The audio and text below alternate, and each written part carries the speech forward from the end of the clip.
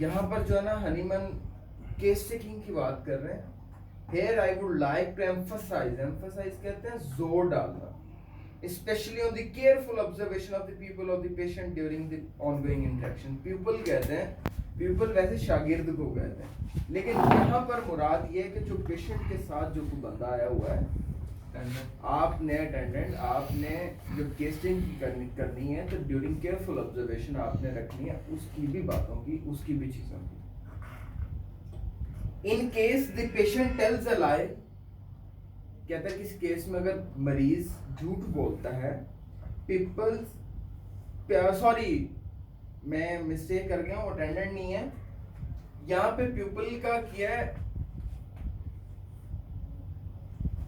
ये जो हमारी आंख के अंदर होता है, जो हमारी आंख के अंदर होता है पीपल, जिसे हम डेथ का साइन भी चेक करते हैं लाइट मार के कि ये है कि नहीं है। उसने क्या आपने केयरफुल ऑब्जर्व करना है। In case the patient tells a lie, अगर मरीज ने झूठ बोला है, पीपल्स गेट कंस्ट्रिक्टेड, आपको अंदाजा हो जाएगा कि वो सुकड़ जाएगा, कंस्ट्रिक्ट हो जाएगा, तंग हो जाएगा। While if the patient states the truth, the pupils are wider। ठीक है, जब एक बंदा सच बोलता है तो फिर वो पूरे एतमाद के साथ, कॉन्फिडेंस के साथ बोलता है, तो आपके pupils भी यूं वाइड हो जाते हैं। Non-excessive ones have wide pupils।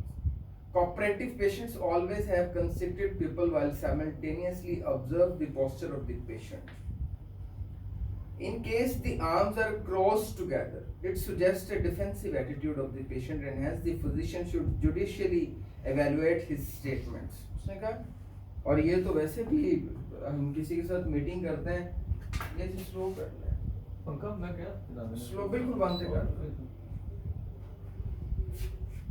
ये तो हम भी कहते हैं जी कि जब आम जुबान में भी कहा जाता है, जब दो लोग आपस में मुलाकात करते हैं, एक अगर बाजू को बंद करके बैठा हुआ है, टांगों को क्रॉस किया हुआ है, इसका मतलब है कि वो डिफेंसिव है, उसकी अप्रोच डिफेंसिव है, सुकड़ के बैठा हुआ है।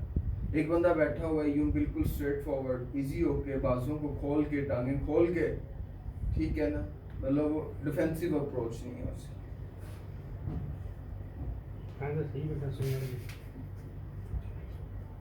अच्छा, however if the arms are held apart, it implies that the patient is speaking from the core of his heart and hence can be relied upon। अगर एक बंदा कॉन्फिडेंस के साथ, बाजों को खोल के, बिल्कुल इजी होके आपके साथ बात कर रहा है, इट मीन्स कि वो पूरी सच्चाई के साथ आपको जो बात कर रहा है, आपको उसकी बात पे यकीन करना चाहिए। कल की 3-4 दिन पहले की बात है, एक फीमेल आई, एक मेल था, उसका हस्बैंड था साथ। मैंने उससे पूछा आप रोती कितना है, कहती नहीं कोई नहीं, इतना खास नहीं। लेकिन उसका हस्बैंड फौरी बोल पड़ा, नहीं डॉक्टर साहब बहुत रोती है, छोटी गलते रो पैदी है। समटाइम्स अटेंडेंट की इंपॉर्टेंस इसलिए बढ़ जाती है, खास तौर पे हस्बैंड हो, माँ हो, दोस्त हो, तो अगर ऐसा होता, उसने कहा अगर एक बंदा आपके सामने बिल्कुल यूं चौकस होकर खड़ा हुआ है, बैठा हुआ है, तो इट मीन्स आप उसकी बात पे यकीन कर सकते हैं।